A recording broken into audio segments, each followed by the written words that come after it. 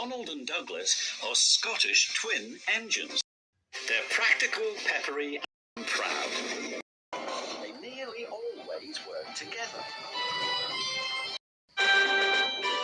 One day, Donald and Douglas were chuffing through the countryside, hauling a heavy load. And Trevor, the traction engine, had been struggling with a big cartload of hay. Crossing the tracks, the cart's wheels had broken off. Then Trevor heard a whistle. "Oh no!" Trevor cried. Donald could see the cart. "Stop!" he cried. Donald's driver applied the brakes, but it was too late.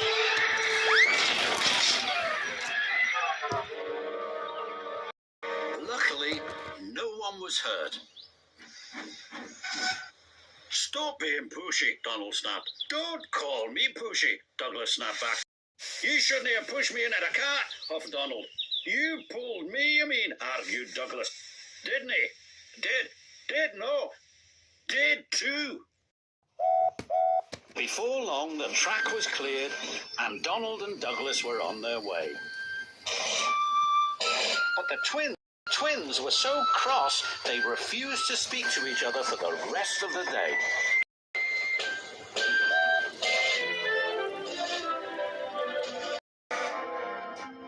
The next day, the Fat Controller needed an engine to help Duck at the smelter's yards.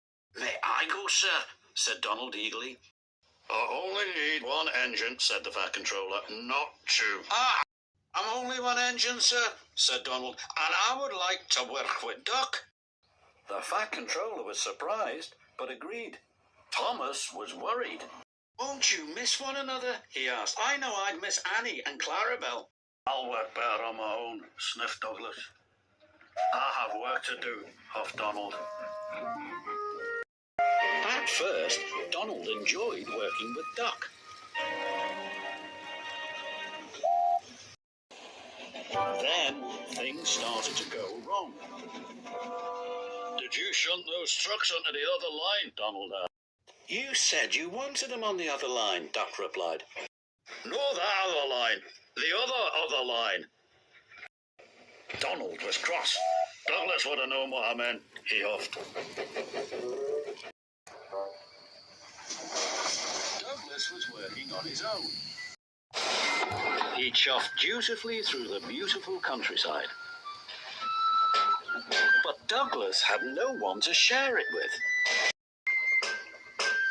Although he tried not to, he was beginning to miss his twin.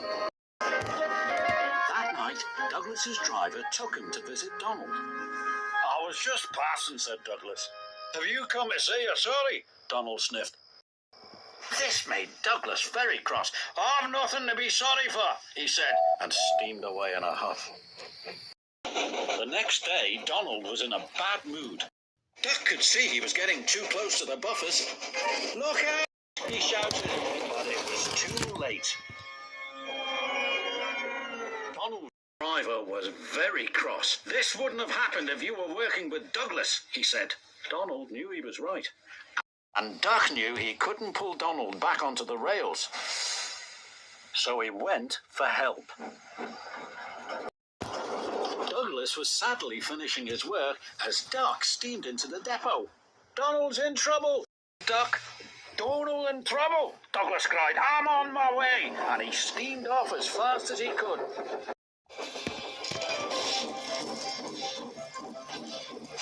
Douglas struggled and struggled.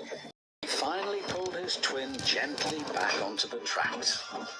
He was relieved Donald wasn't hurt. "Thank you," Donald said, "and I'm sorry." "No, I'm sorry," said Douglas. "I'm sorry," insisted Donald. "You don't have to row about who's sorry," chuckled Duck. "Just be glad you're back together." And they were.